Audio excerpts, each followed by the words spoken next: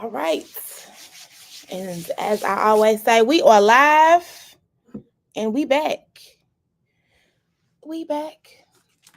I'm going to give it just a moment, y'all. I don't know why I'm having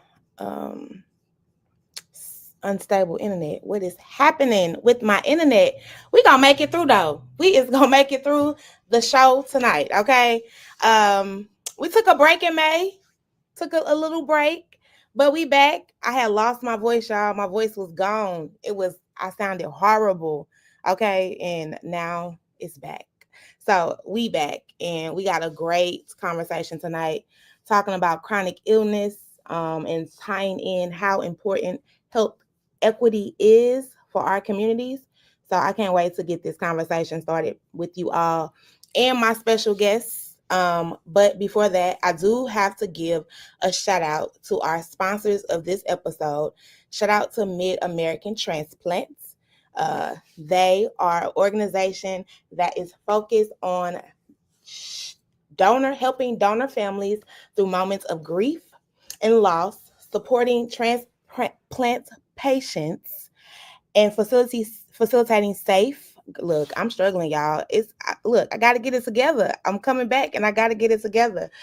But facilitating safe, reliable donations for transplants. Okay. Their approach is designed to save lives while supporting families, patients, in their community. Together with their partners, they are working toward a brighter future with organ and tissues are always available to those in need. So shout out to Mid-American Transplant for sponsoring this segment around chronic illness.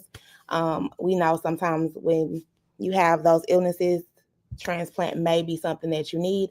We did a conversation around that topic. So definitely, if you haven't checked that out, go check that out. But tonight, all about chronic illnesses, and we're going to get into that conversation right now.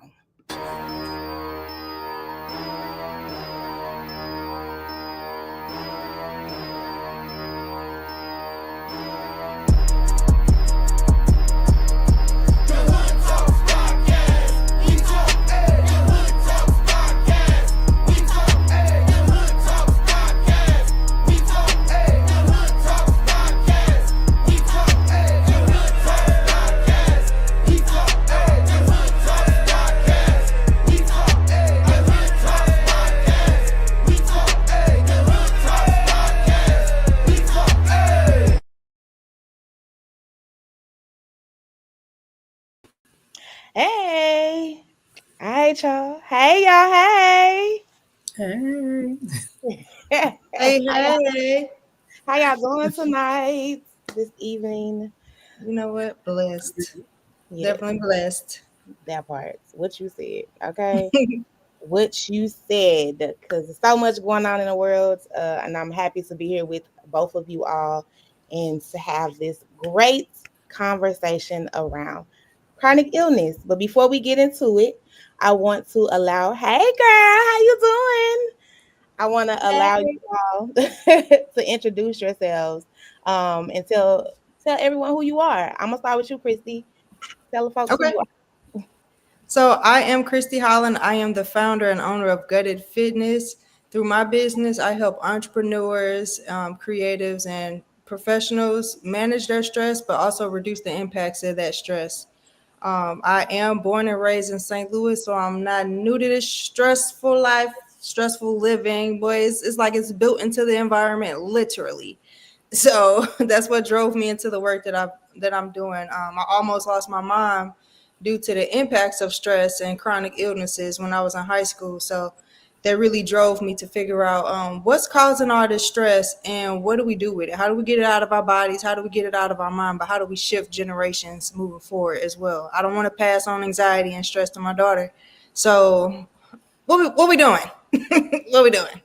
We're getting gutted. That's what we're doing. We're getting gutted. Starting from the base, cleaning ourselves up, becoming self-aware, understanding what's working within us, what's not working within us, what's stressing us out, and addressing it appropriately. She done. That's the end of the show. There we go. Right there. we ain't even got to talk about books. Just let it go. We gotta let it go. Okay. Okay. Come on, Miss Debora. Tell the folks who you are.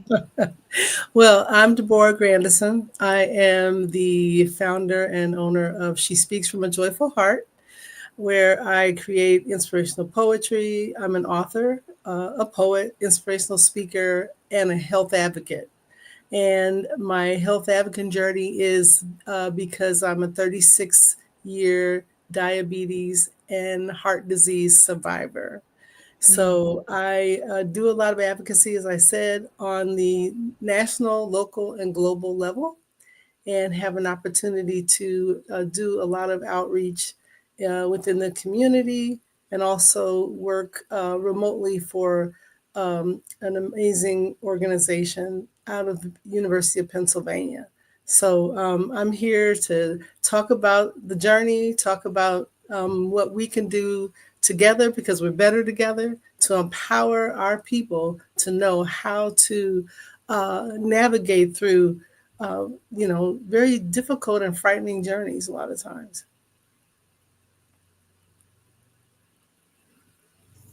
Yes, yes, yes, yes, yes. I'm so excited to have both of you all join me in this conversation. Chronic illnesses are plaguing our community. And I think Christy touched on a little bit of it coming from stress. A lot of it is mostly majority stress, our environments, eating habits, and all the things that contributes to us having these chronic illness. And when we say chronic illnesses, um, what are we really talking about? Um, can someone help educate and inform if no one knows what is a chronic illness? I don't know, Christy, do you want to address or I can Yeah, piggyback? Whoever. I don't mind. It's when you think of chronic illnesses, it's that thing that's like long lasting. You're always needing some kind of care, ongoing medical care, to address it, but it's also impacting your daily life. So, for example, a headache would be an acute illness or issue, whereas asthma or like heart disease, even diabetes, that's something that's going to continue or require continuous care and long lasting care. So that's how I would define a chronic illness. Yes, yes. And, living with type 1 diabetes and heart disease. And I also didn't mention I also have Graves' disease or thyroid disease. And Mhm. so, majority of the chronic illnesses are also uh, not anti-inflammatory, but autoimmune issues. And so we see a lot of autoimmune issues that um, they require, constant care, as Christy mentioned, long term care. And it really does, it can debilitate a person's, living environment, because it is difficult to navigate through sometimes. And that in itself adds a whole nother layer of stress, which I'm sure we'll get to. But Yeah, I was gonna say, and stress could be chronic, a chronic part of the chronic illness space if you are not, figuring out a way to eliminate it. But it does. It contributes to stress, and I know you also said it impacts your day to day, right? You may not be able to do things normally that someone else does because of the impact that this illnesses has on you. So for instance, I know like from I have not yet mentioned or said or been very public about it, but I was recently diagnosed with arthritis in both knees. So dealing with that and the pain of that and navigating that has been a struggle. But it is chronic. It's going to be long term. I can't reverse what's already there. I can hopefully stop it or halt it, but I can't reverse. And I've had that conversations with the doctors. So I will be living with this for the remaining of my life here on earth. So things like that are what we call chronic illnesses and living with them. And you can speak to this Please share more about your personal journey, living with them and managing them, along with managing the care for them, could be a lot.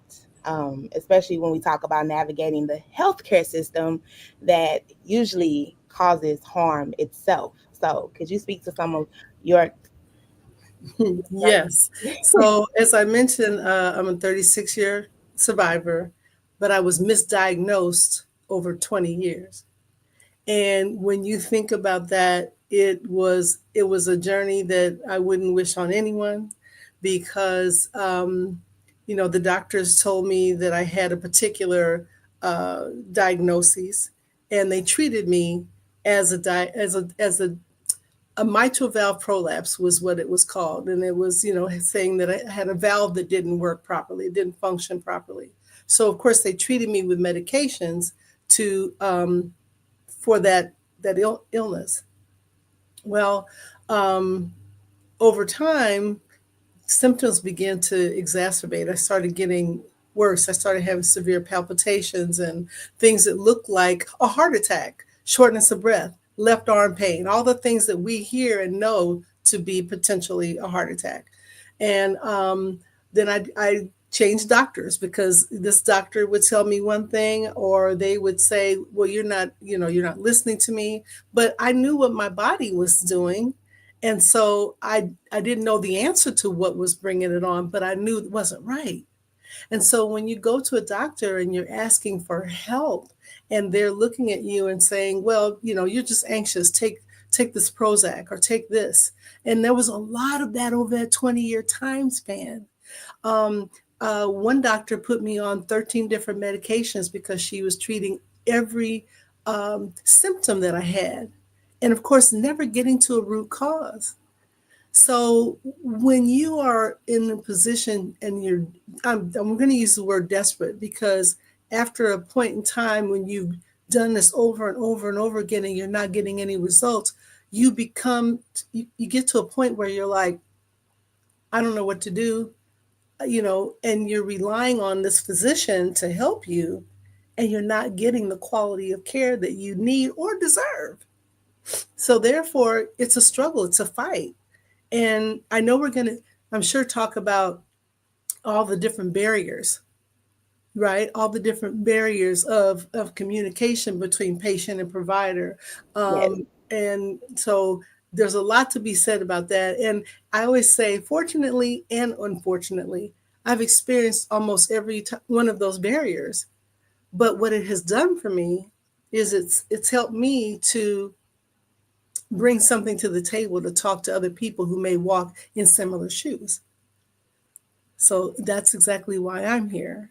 And I love everything that Christy said so far. And matter of fact, I'm sure we'll get a chance to talk later because I mean, when you talk about stress, when you're living with heart disease and diabetes, stress just exacerbates everything. it does. So you got to work on all those key components to help to minimize, those stress levels.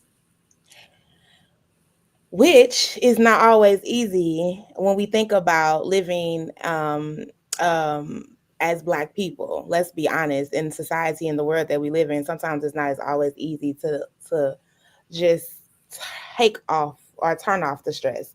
But we'll get more into that as well. And I just want to bring you in, Christy, to hear more about your experiences. I know you kind of talked about more of seeing your mother living with a chronic illness, but maybe even talking to, like, some of your clients and patients and people that you've, worked with, what that experience has been for you, seeing folks dealing with chronic illnesses. Hmm. So right now, most of my clients tend to be women, and off first glance, it's like, of course, it makes sense. Women want to get in shape. They want to achieve the aesthetic dream.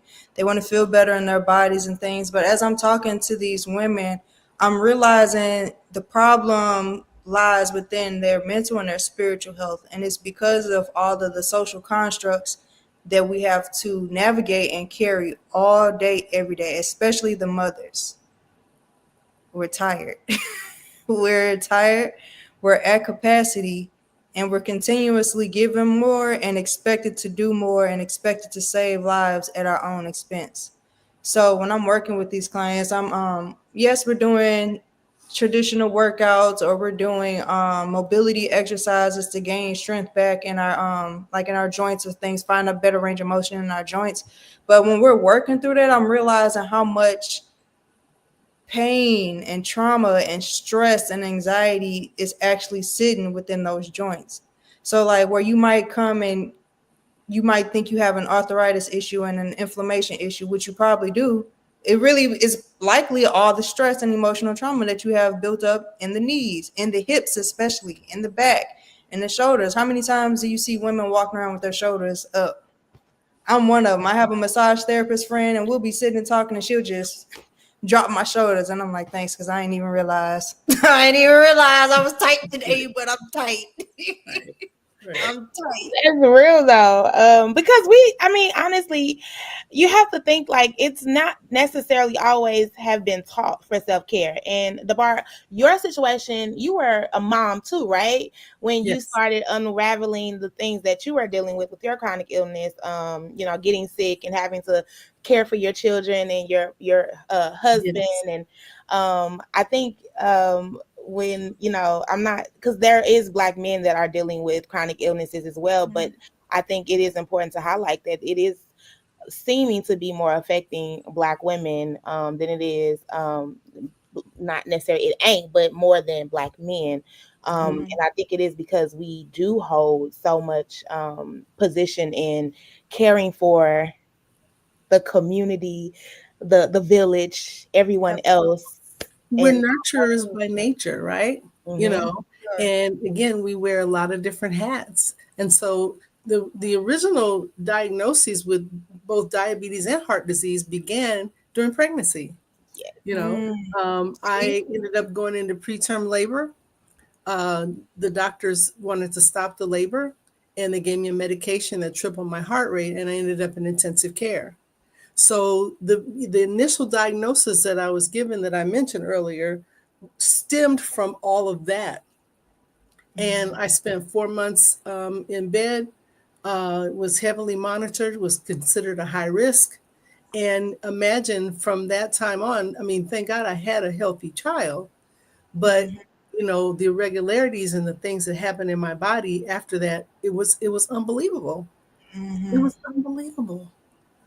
So, but I just thinking about the whole thing about prioritizing. So I think back to being a wife, being a mom, and really, excuse me, during that period of misdiagnoses and the fear that sets in, the anxiety that sets in, all the things that come, and you're like, but I still have to get up and get going and take you to school, and I have to fix dinner, and I had a career. I was a real estate agent. I had to hang up my real estate hat because I couldn't function anymore on all those different meds. And And that's painful to deal with. And like you said, um, we're not all always afforded the opportunity to let those things go so we can heal, so that we can recover. Yes.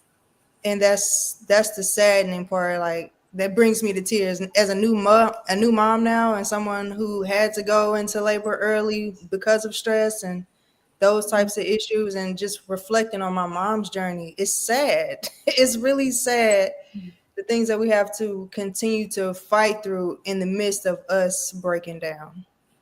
Yeah. I hate that for us. Yeah. Yeah.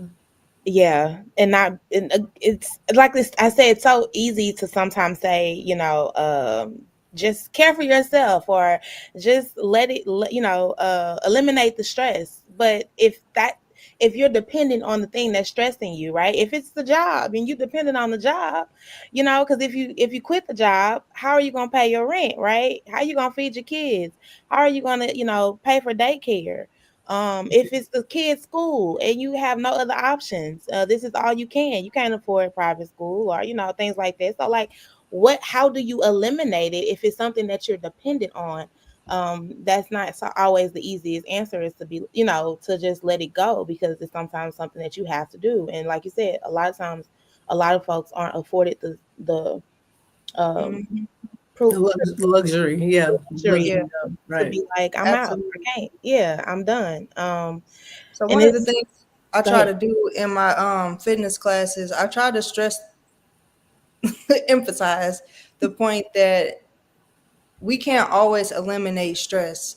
And so it's important that we build stress resilience and reframe our mindset on how we approach stress or deal with that stress.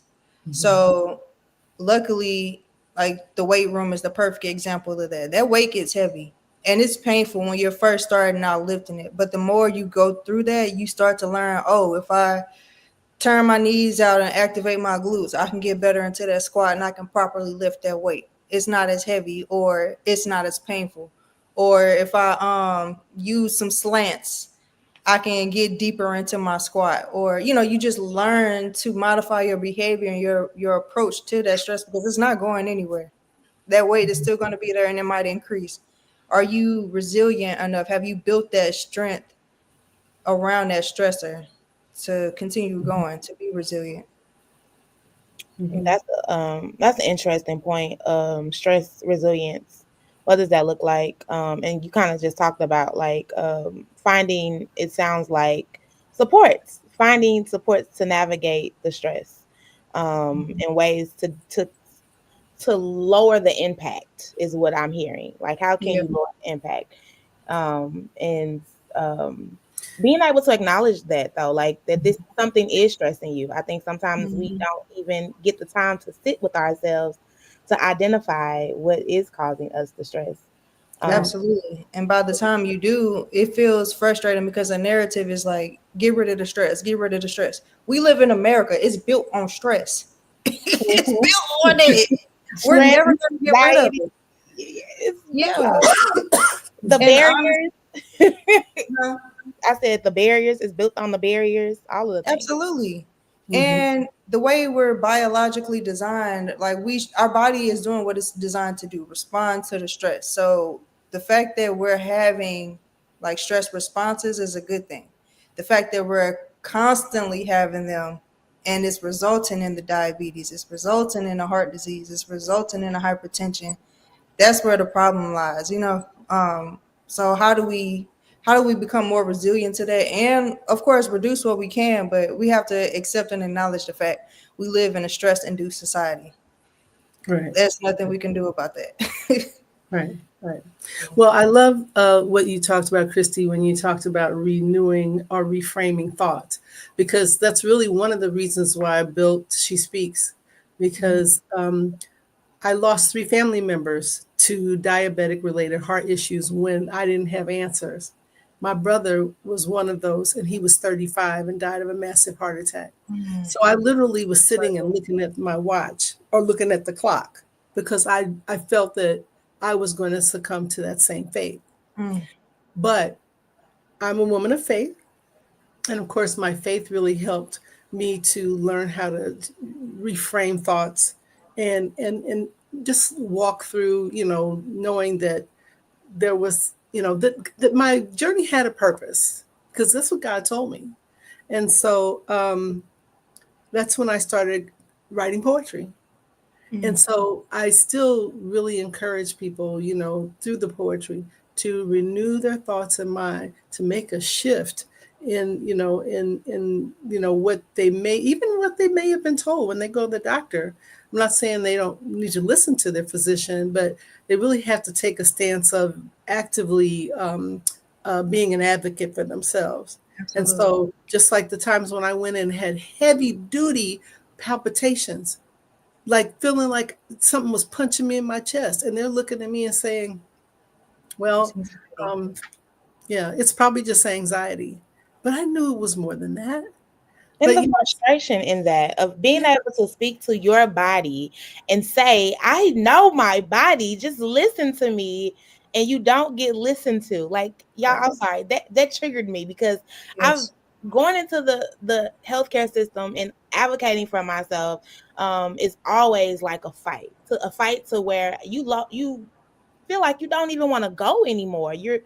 You're like, I'm tired of being in this space where you're not listening to me, you're not hearing me, and you keep telling me that I'm overreacting in a sense, or Right. you're not giving me what I need. That is so exhausting. That's stressful. I've got Yes. stress, anxiety, and stress just by thinking about, should I go to the hospital? Like, I know I don't feel Mhm. good, but I'm thinking about what I'm gonna deal with when I get to the hospital. I'd rather just, Right. Absolutely. which we that's Right. the but that which is the problem, right? Because people are waiting it out because they don't want to go and deal with what they're going to deal with at the hospital, and so then people are at least a little too late, right? We're not going to see our preventive cares because in that getting the preventive care, it seems like a fight. So we're not going Mhm. there. We're just, oh, I'm okay. I'm gonna let that headache go. I'm gonna just go take some Tylenol. I'll be okay. But then next thing you know, folks aren't waking up, and they're gone because the fear and the anxiety of just trying to get into a physician to get yourself seen and checked out. It's fear and it is mistrust. Mhm. And I tell people all the time, because I did a seminar on the barriers of miscommunication between patient and provider. And that's significant, Mhm. because if a person has already been set up in their mind with a failed response, thinking, why should I go back? I did this all the time. Why do I want to go back and tell them again? Why do I need to repeat over and over again what I've already told you? And you're Right. not making any, you're not helping me. You're not helping me, guide me to solutions. And you get to a point, and I say that mistrust is the end result could be death, Mhm. because this person is living with something, and they've tried numerous times to get somebody to listen, and then they get to that point where they're like, I'm tired, I'm not doing this I ain't anymore, got it no more. nobody's listening to me. You feel unheard, you feel misunderstood, and that trust barrier is huge. It's Mhm. huge. It is. It is. And that's the biggest barrier is communication. On both parts, they don't even take the time to explain it to folks. I know there's some people who probably are taking medications and don't even know why they're taking it or what it's for, what it's causing. And because they haven't been properly educated and informed, and then they're also scared to ask questions. Mhm. But you have to ask questions, and you have to um build up your courage to challenge. I hate to say even challenge, because it shouldn't be a challenge. It's your health. You just want to be informed, and doctors need to slow down and take time to really inform and educate. And if you Right. don't have time, make sure your nurse is nice, because sometimes it's not the provider, it's the staff. Don't It's get the me staff. started. um Yeah. you don't even want to deal with the front desk person. If I'm dealing with the front desk, she got an attitude, and by the time I get to the nurse, he all up, all around, and got an attitude. Then you get to the doctor, like you said, you're defeated, so you don't even want to engage for real with the doctor. Yeah. Um, so just I agree with you that the communication in between providers and clients are usually what is causing harm as well, and like you said, could lead to death, because you're not Mhm. properly making sure that your client is informed with the decisions that you're making for their life, if it's be care or surgeries or just medication. Right. Right. Yeah. Any other barriers that you are like? I think even I say this all the time too. Like, you can have things in your neighborhood and your community like care centers, but if they're not quality, you're technically not getting care. Um, Mhm. so just because it's in your community doesn't mean that it's quality. Or if you don't trust it, you're not going. So it could Right. be accessible as in I can get there, but it's not accessible as I'm going, or I don't feel like I'm cared for when I do go. But any Mhm. other barriers that you guys think about that you guys may have encountered on your own, or just hearing people talk about when accessing care for chronic illnesses? Mhm. I'm hearing just the medication fatigue, Mm. and the information on the types of care that's available. And Miss, you say your name, Deborah? Deborah, yes, Okay, yes. Miss Deborah, you spoke on that. I've kind of had some experience with that during my pregnancy. I was going through a lot emotionally, financially, and was just way stressed out. So of course I went to Access Services, but their only solution was to medicate me. But I knew that my problems couldn't be addressed with medication. If that was the answer, I should just go smoke some weed or something like that. If we're gonna medicate, Right. at least I'm gonna do it my own way. Like But I'm that's not an option when you're pregnant. So like, what are my true options? I had to really become really versed in what my medical benefits were. And it was through that I understood that with my insurance I can access gym memberships. Oh, with my FSA I can actually go get a massage because being pregnant is a health concern. So you can't have stress in your body because that affects your pregnancy. Oh, okay, now I got a tax deductible massage, or now I can go float at a tax efficient way. So no, I don't want to take the Xanax that's gonna like jeopardize my pregnancy. No, I don't want to take I can't even remember the name of all the medicines, just all the psychotherapy medicines and drugs they try to give you.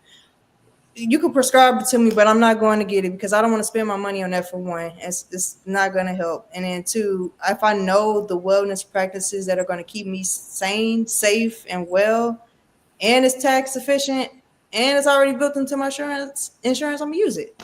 And I think that's a barrier. People don't understand that their salary is more than the check that they make. Like when you're working and giving your time to these jobs, you need to know what kind of benefits are coming with it because your job is a source of stress. Right. They're going to stress you out in some form of capacity. Right. So, Right. in exchange for this check and this time, what else am I getting as a benefit? Is it my transportation benefits? Are you going to make it easier for me to get to work? Are you going to make it easier for me to access the healthcare that I need, some quality healthcare? What are my true benefits? Right. And I'm not sure if the barrier with that is just people don't have time to read it. The language is too dense. It's hard to understand and like it's too complex to break down. Like it's a lot of things that come with that. But I do recognize not knowing and utilizing your benefits it's a barrier that I'm seeing within the community.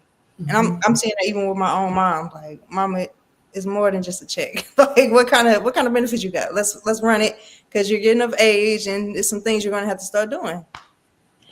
Now that's real though. Like even with Medicaid, I think Medicaid clients, they don't know all of the things that they have access to. Benefits, period. I don't care if it's Medicaid or coming from your job, but there are so many benefits that people do not tap into when they have, like you said, covered insurance. And let me be honest, like you put me up on game with even the gym membership. I didn't even know that you can access a gym membership through your benefits and they'll pay for it or you get a discount. And you talked about like you just said, the massages and float and using a FSA flex spending account to pay for those things, which is tax deductible. And if you guys don't know about that, if you have a full-time job 40 hours a week that gives benefits, look into a flex spending account that helps for your tax. What is it called? Your The tax taxable income. yes, your taxable income. So, and you can get that money on a card, however much you decide to choose. Maybe it's like $500 for the year or whatever. You might do 1,000, you might do 1,500, whatever yours is good for you, and you can go and use that on not just but like supplies, medications, your co-pays, your so these are things like I agree with you that you're saying, like tap into those things to utilize them. But you're also saying you can use them at like the floats. You can buy, I know, like Your pads, yeah, tampon. ice packs. Yes, band-aids. Meal preps. You can buy meal preps.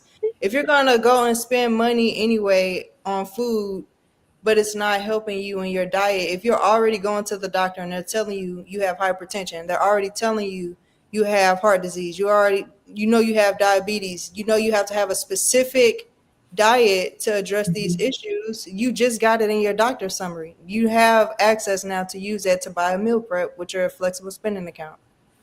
And people don't know that. People don't know how to leverage that. I don't. Well, that speaks to how when you go to the physician and he's you're being I don't want to say cattled out or whatever. I don't even know what the word would be, but you're in and you're Mhm. out. Rushed. It's like, yes. So it's like, it would be wonderful.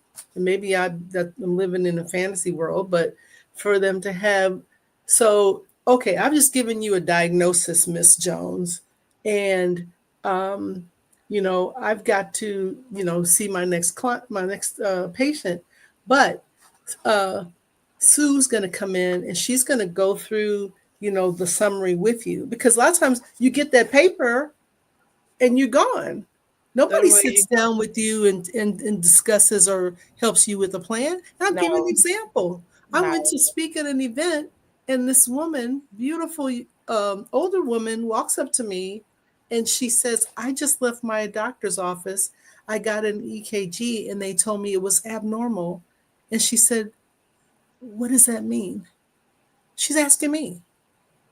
And so I sat with her afterwards and, I, of course, highly recommended that she go back and talk to them, but I also gave her some, I hope, tools to think about when they give you this information. Um, you want to ask questions about your ranges, like your blood pressure. Mhm. They'll tell you, well, your blood pressure's high. Okay, well, where should my blood pressure be? Right. What is high? Right, right. What is Educate me, inform me, right? yes, so I Give can me know. educate me. So it would be great to have like a patient navigator or someone who people have access to so they can Mhm. get the pertinent information that they need. We Give me a want Mhm. people to get to know they matter. We want people to get the quality of care that they need Yes. and deserve. Absolutely. Absolutely. yes, and that is not uncommon to hear that people leave their healthcare spaces not sure about what just they experienced. Yeah. Um, and it's frustrating. And I agree with you, to be able to give people a space to be like, hey, this is what we're seeing, but here Mhm. is some tools. Here is some information. Do you understand? Do we need to schedule a 15-minute call or a virtual call? Do you need to come Yeah. back? Like, how can we accommodate to make sure that you are well prepared to deal with what you're going to be dealing with the chronic illness, you know, Diagnoses. Yeah. journey. Yeah, Yeah. Yeah. yeah. Yeah. and and then, like you said, don't just you said something earlier, Christy. Don't just care for the symptom. How can we identify what's causing it? How Mhm. can we get to maybe the root of what it Mhm. is, so much so than just saying, oh, okay, you got headaches, here, just take a Mhm. here's a script for some Tylenol. I'll give you the Mhm. Right. 800 milligrams. You're fine, it'll be okay. um, Right. Try to limit your stress. Like, what? Right. Right. Ooh, big employers. Yeah. Let's get to the nitty gritty of, okay, is this stress for you? If it's not stress, is nothing stressful going on in your house or your home, maybe we need to take some tests.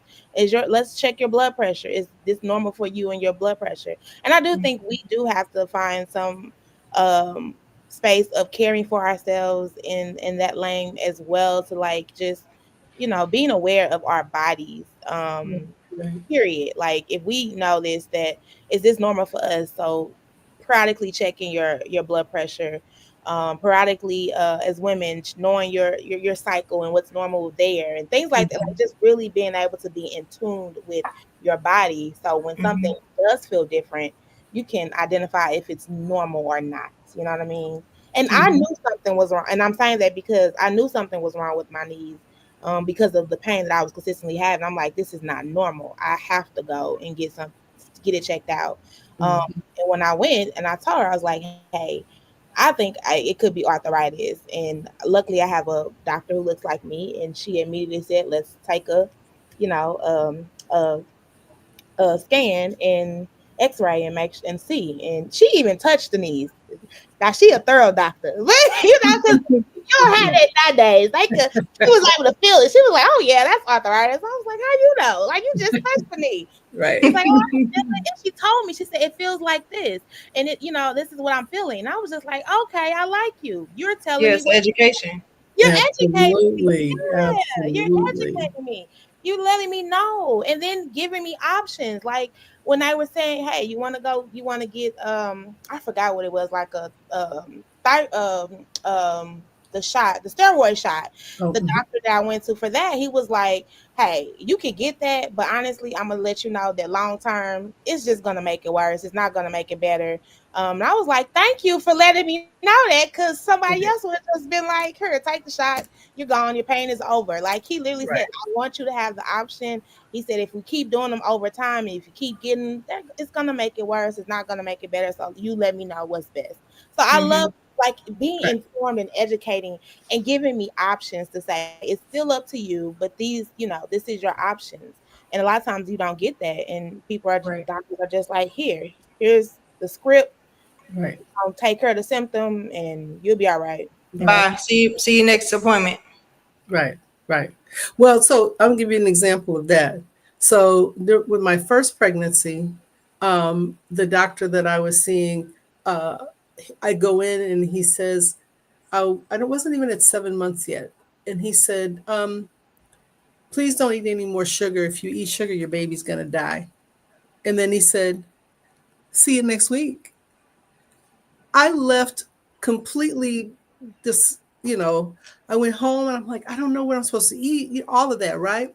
But what it did do for me, it was terrible. But what it did do for me was when I was pregnant with my second child, which is where I had all the issues and the diabetes, gestational diabetes. I told them up front about that experience.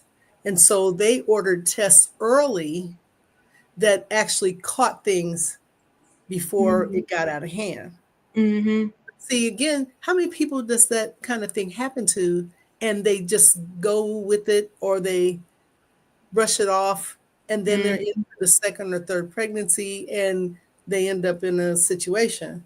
I mean, Yeah, that's horrible. I Yeah. that was remember every terrible. one of those things that happened, but it did help me because I was starting to learn to advocate for myself even then. It's like, hey, this happened. I don't know what it means, but I just want you to know. And so it led to early testing. But Mm-hmm. the weird thing is, you didn't even tell me what it could cause. You just said my baby's gonna die. Yeah, he Like, said, don't eat sugar. If you eat sugar, your baby will die. but Like sugar that's is very almost extreme. everything. It is because Yeah, sugar's in it alike. So that means you can't eat fruit, I guess too. So I'm just like, you you're don't know not what to do. It's right. like, That was and but that is, I've had that too. I've had if you don't take the test, you're gonna die. mhm, When I was pregnant and I had just found out I was pregnant, I was dealing with blood clots at that time, and they wanted to do a MRI, and the doctor came in there and she's like, I was refusing to do the test because I didn't want to, and she's mhm. like, if you don't do the test, you're gonna die. And I was just like, Wow. y'all think this is okay to talk to clients like this? Like, Right. this is, Right. yeah. So I just think their approach is so, um it's how do you, it's so they don't, it's not humanizing. Like Right. it makes you feel like you're not a human. Mm-hmm. Right. Superior that some providers have this, well, it's my way or no way. And Right. when we talk Oh, about yeah. informed care means, you can still tell it to me like it is, like Mhm. this could lead to death, but Yeah. keeping me informed of how and how does that happen, not just saying you're going to die if you don't take a test. Right. It should have been easy as, hey, if the blood clot travels from your legs and go into your heart, we just want to make sure it's not traveling. It could cause you to, you know then die. Mm-hmm. But Yeah. giving me the inform Yeah, of, but you ain't say none of that. yeah, no, it Yeah. was straight. Right. You don't take the test and you go die. What? Like what? It don't Yeah. make sense. You eat sugar, your baby's gonna die. Like no, explain it in a way that is realistic and informative. But Right. and I think that's what people are dealing with when we talk about chronic illness is they're not getting informed information on, how to live with it, what to expect when they, when they find out that they're having it. Um, Right. it goes again like, okay, you got high blood pressure or you got diabetes, we just gonna give you the shot, or we just gonna give you metformin, and we just gonna give you the pill.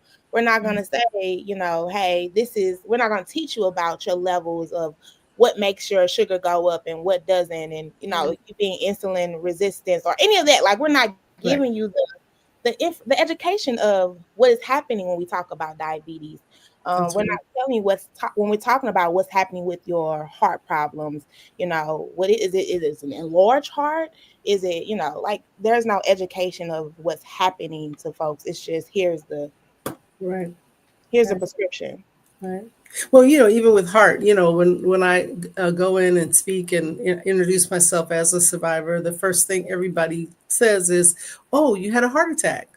Because we don't really understand the heart. We don't understand all the various kinds of heart issues that can happen. Because Mhm. my issue, they did all the testing for, as they call it, plumbing issues. I had cardiac catheterizations. I did the chemical and the treadmill stress test. I wore the Holter monitors, all the things. And of course, later on, years later, they discovered that my issue was electrical and it wasn't a plumbing issue, and that's why I ended up getting a pacemaker installed. So, but that took 20 years to get to that. Mhm. That is insane. Yeah, yeah, Uh, and a lot of mistrust built, a lot of anxiety, a lot of doubt, a lot of all the things where you leave the doctor's office and you start questioning yourself. Like, I know I felt palpitations when I went in, but they're saying that there's nothing showing. Is it Right. me? You start questioning yourself. The only benefit to all of this, ladies, that I feel for us, because we're talking about real issues and all of us have had experiences, the benefit from all of this is that we have taken the reins and are empowered to help other people Mhm. because of it. Absolutely. We found purpose in all of this, and we're utilizing that to prayerfully help somebody else that's going to come along and Mhm. needs to hear something that's going to help them. Mhm. That's and the the prayer. biggest, yeah, and the biggest is just ask your question.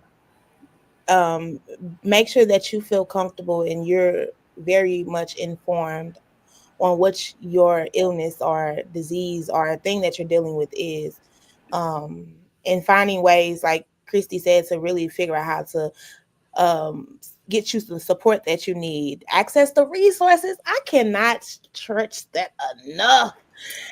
Tap into the resources to get what you need to help make sure that you're good, your well-being, your health, and your wealth is and when I say wealth, I ain't just talking about money. I'm talking Mhm. all of the wealth and wellness and all of the things. It ain't just money, but Mhm. tap in and get what you need, because ultimately we do need to be healthy and we need to take care of ourselves. And figuring out how to better do it with the next generation as well, so that they can see longevity of. And I know it's not easy. I'm not gonna sit here and act like, I'm definitely nowhere near perfect. And I'm coming off of just unlearning a lot of things, and trying to relearn. But I think it is having the conversations and being able to talk about what is available, what's out there, and educating, and getting informed. And we just need to do that more as a community, because there are a lot of resources, there are things that we can tap into, and we're not utilizing enough. And I know, like, we have barriers. Like, I know transportation is usually one of the biggest barrier. I know just health literacy is what they call it, understanding what these The medical terminologies and medical all the terminology, things. Hmm. Right. knowing what they're saying when they say it. And I also know, like, just just not knowing. So Well, can I share this real quick? I don't know what time, how our time is. So, we think about cultural barriers too, and I'm often reminded of this. So, you go to the doctor, and let's give an example. And so the doctor says, well, you need to make sure that you're eating, fresh fruits and vegetables, and you need to get out and you need to walk and get at least a mile. They tell you all the things, but if they don't know their client or their patient well, they don't know whether that person lives in a food desert. They don't know if that person has access to quality fruits and vegetables. They don't know if they're in a place where they have a sidewalk, or even if they're comfortable walking outside in their own neighborhood. You're setting people up and telling them this is what you need to do, but you got to Absolutely. know you got to know the story. You got to know You the got to know the background. context. Yeah. Absolutely. I'm looking at some data. It says the area code, or the zip code, excuse me, 63115. They have 49.3% hypertension, 47% of adults who are obese, and 91.6% of emergency room visits due to substance use disorders. So if you think about that zip code, that is a very food deserty, low transportation access, poor infrastructure area. Yep. That speaks to Under-resourced. exactly what you're talking about. When you think about employment opportunities, where are they? They're not Plenty not liquor stores, very much. plenty corner stores, Yeah. Yes. Yeah. but I have hypertension. But you're telling me to go get some fresh fruits and veggies. Where am I supposed to get that from? Right. Especially if I don't have transportation to get Yeah. them. Like I've said it so many times that it's a luxury to have a car and be able to go somewhere else and get groceries. You know what I mean? Like I could drive out if I wanted. And we know, keep it real and raw, that a lot of times our communities don't even have quality fresh fruits and vegetables. So you got to go out to like a Clayton or a Ball, or we don't have plenty of options, right? Mhm. You only have the processed, or in the numbers of how much a pack of strawberries costs to make a smoothie, right? Right. Like strawberries like $6-7 now. So the cost, that's a barrier, right? It's probably easier for me to go pack my refrigerator with processed and foods because it'll last longer. If I'm going to buy $7 tray of strawberries that's only gonna last me 2 days and I'm trying to feed a household, that's I'm gonna go buy the processed food for what is my money worth, in a sense. That what I'm thinking. So it just goes back to finding those resources. But there is, again, I'm not saying, yes, we do have some, we have a lot of barriers, but there are also some solutions. There's a lot of black farmers now that's farming. Shout out to growing foods, growing people. Leah, she gives out food. So there's a lot of resources, and I can't stretch that enough.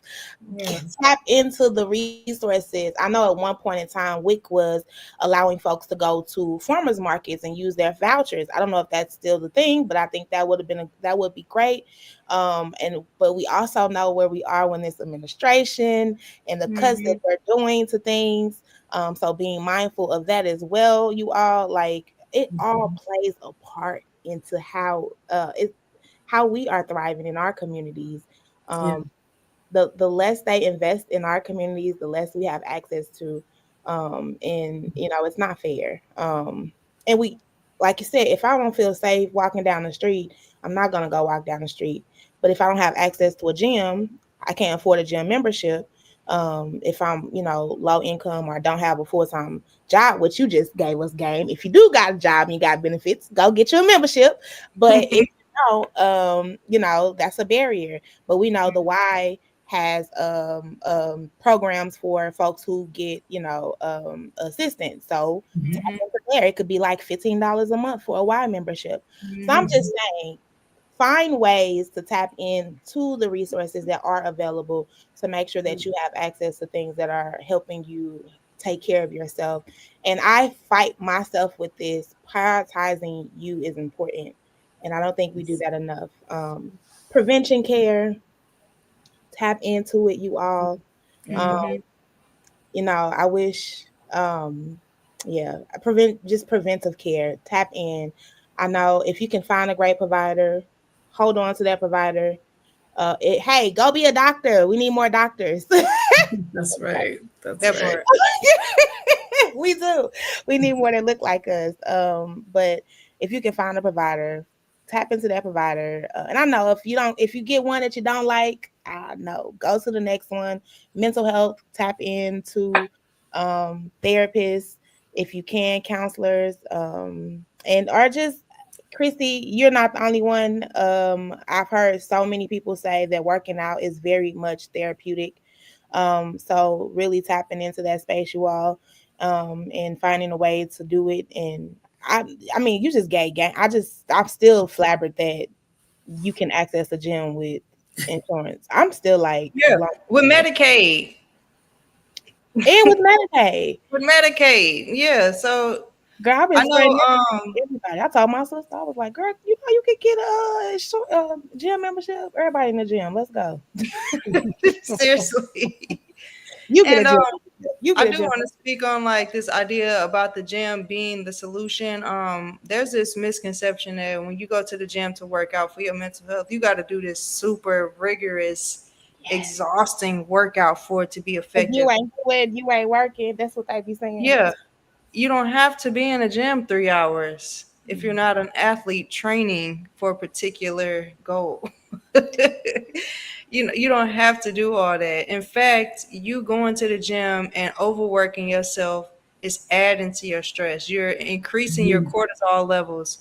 So if you're not creating a workout program that's balancing that high intensity workout with some recovery, you're doing yourself a disservice. Mm, So that's why a lot of I'm noticing as well with my clients, people think they have an accountability problem. No, they're not structuring their workouts properly and their schedule properly. You don't need to be, like I said, pounding the pavement hard 3, 4, 5 days a week. Yes, they want you to have moderate activity, but you can get that same moderate activity slide dancing and popping that fan. That's all you need. A good laugh, a good two step, and you I got like your that. workout in. It's that mental workout too. You didn't need to slam 200 on a bench press for you to get that rigorous activity in. We have to like shift how Yeah. we're thinking about what that workout looks like. And if you have Medicaid, you have United Healthcare, Anthem, you can access those or leverage that insurance to go to that slide class, to go take a water fitness class because your knees ache and your joints don't allow for you to run and join the run crew. You can Mhm. use your insurance or your FSA to get those insoles that you need because maybe you do want to go run with the run crew. Now you can. You know, we just have to just reframe our mind and how we look at fitness as a solution and how we mm, design fitness to be a solution. Can I piggyback on that, Christy? Mhm. So, and this is personal experience. So, at one point in time when I was, struggling to get answers, the doctors told me that they could see my heart rate was dropping rather than elevating. And what do they want it to do when you're working out? They want to see an elevation of the heart rate, right? So they said no exercise. So once again monitoring and getting me stabilized and things, then they said, okay, you can start exercising again. But I didn't have the energy. I had no energy whatsoever. So I would go down and get on the treadmill, and I could only probably stay on it 5 minutes. Well, I told myself, 5 minutes, that ain't nothing. What's the point? So I'm bringing that up because that's what we do to ourselves too. We limit ourselves. So I eventually was like, okay, if all I can do is 5 minutes, I got to do the 5 minutes. That's all And of you got, course, the and five that's minutes okay. built, right. They're built into 10 and then to 15 and then eventually to an hour. But Hmm. we do that. We sometimes have the all or nothing mentality. And And that's it's more like, detrimental. yeah. You do more damage with that. I had to relearn that myself too with the pregnancy. Being a fitness professional before the pregnancy, I expected that I was gonna be able to get right back to it. Boy, was I wrong. So I'm relying on the 5 minutes now because that's all I got. For one, I'm Yeah. tired, baby up. Yeah. I didn't go to Right. sleep, so I don't have the energy. But then two, my body really has to start from ground zero in its strength. So 5 minutes is all you got, and that's Yeah. okay. That doesn't mean you're a punk. It don't mean you're the worst. It don't mean, yeah, maybe you are weak, but is that bad? It's okay to have a starting point. Right. yeah. It's okay to start somewhere. You're I'm glad practicing y'all said that. resilience. Right. Yes. I'm glad you said that because I think that is that I fall with that a lot too. If I can't, if I'm not 3 days in the gym. If I can't do 3 days, I ain't going one day. Like I'm like, I supposed to be consistent. I'm not being consistent. I'm beating up myself about it. So then, like Right. you said, you just give up and you be like, I ain't doing it. Forget it. Yeah, we gotta pat ourselves on the back. Gotta clap for Literally. One the day, wins, the little wins. We gotta celebrate the wins, Literally. right? Yeah, Yeah.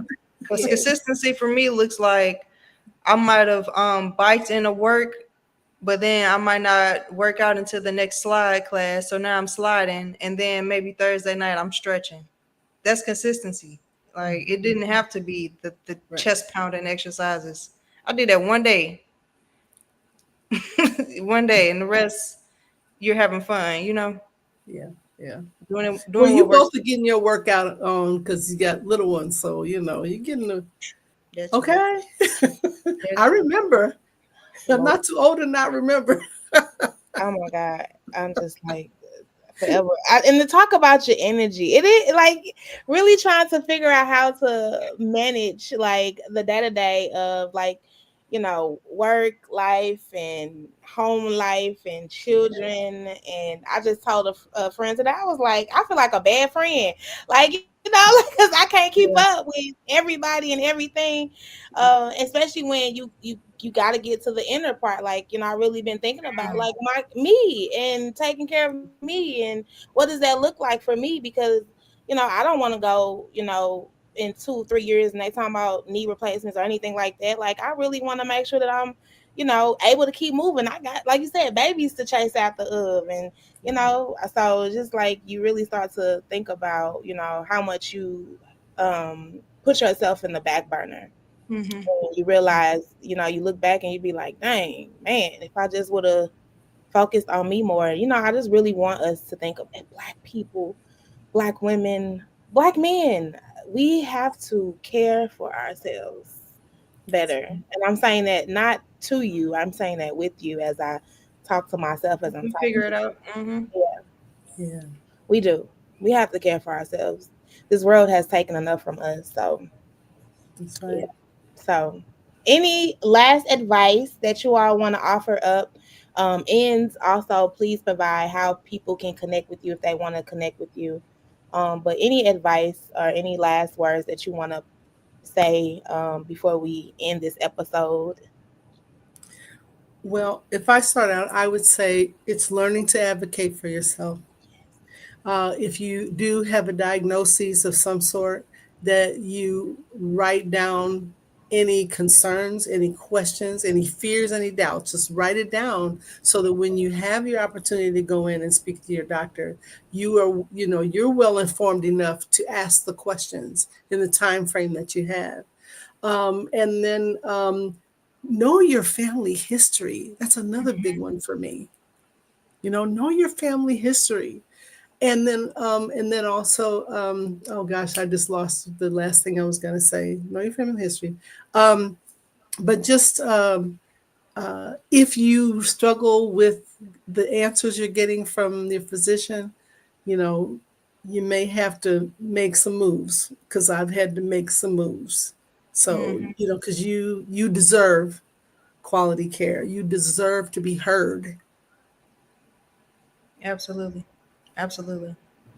And one thing I want to emphasize too with family history, have the conversations in your family. Please. Talk about it, please. Like, don't wait until something happens and you're like, oh yeah, I dealt with that too. What? Like how? When? Like, That's no. how the diabetes thing was. I found out my dad was. I was like, excuse me? Mm-hmm. Mm-hmm. Yeah, Yes. yeah, yeah. Talk about it. You all like because we need that. We have to like people need to know. It could be genetics. It could be passing Mhm. down generationally or whatever. But yeah, we have to talk to the family and let the family know like, hey, I'm dealing with this. That is this something that you dealt with or whatever. Just have the conversations. Mm-hmm. Grandpa had heart disease, or grandma had diabetes. Like we need to have those conversations within our families about health. Yeah. Absolutely. So it's not so stigmatized. Yes, in Right. mental health. I know, Mm-hmm. like I know our generation, Christy, you probably right there with me in the 30s somewhere. We talk Mhm. about mental health a lot more than I know the generation, the earlier generation, but I think we have to have those conversations to make it more normalized, Yeah, common. That hey, these are sometimes it is things that we can struggle with. So, um, Mhm. absolutely. so thank you for that. And how can people reach you if they want to reach you, Oh, Debora? me. Yes. Okay. So She Speaks from a Joyful Heart is my LLC. You can find my website, which is from a joyfulheart.com. And then also on IG or Instagram, I am from a joyful heart. And then Deborah Grandison on Facebook. Okay. Now, what about you, Christy? Any advice, last minute thoughts, things that you want to put up there out in the space before we end? I would say start with where you are. Start your awareness journey with where you are and take your time to get gutted. I'm gonna throw that plug in there, get gutted. That means start to unpack the things that ask the question, start to unpack so you can understand what's really causing you the stress and what's at the root of this hypertension. What's at the root of your shoulders always being up at your ears? What's at the root of this indigestion and this stomach pain that you're walking around carrying all the time? Or this tension that you're carrying all the time? And once you become aware of that, I think you are able to better advocate for yourself when you get into these healthcare spaces. Um, but even then, know what tools are available and leverage them. Get in your zone and leverage them because no one is gonna, you can't expect anyone to save you. And I know that's what we really want. I know that's what the church is telling you. Jesus is gonna save you. All it is. But you have part of that saving is you saving yourself. So you have to do the work to understand who you are, understand what your needs are, and to meet those needs as much as you can. So that is finding out who has the information about your insurance, how you can access the insurance, how you can leverage that insurance. Your doctor is not going to tell you. I'm finding out that doctors don't even know that they can write you a letter of medical necessity so that you can use your FSA to float. My gynecologist had no idea what a letter of medical necessity was, and she's been a gynecologist for a long, long time, apparently. So it's not being taught within the medical system either. All the tools that you can use to take care of your wellness outside of the prescriptions that they're taught to prescribe. It's, you got to remember, it's a capitalist industry as well. So know your tools, get in your zone, and leverage those tools so you can stay well. You can continue to advocate for yourself and for your Amen. family, the rest of your family. Amen. Yes. And Amen. even in the Bible, it's like, what, work without faith Faith without without work works is is dead. dead. Right. Yes. So, You can yes. believe, but you're gonna be asleep in a But minute. you gotta put the work in. You gotta put the work, and that is crazy. Because baby, when I say now, I'm about to ask my doctor, can she give me that so I can go float? I love the float.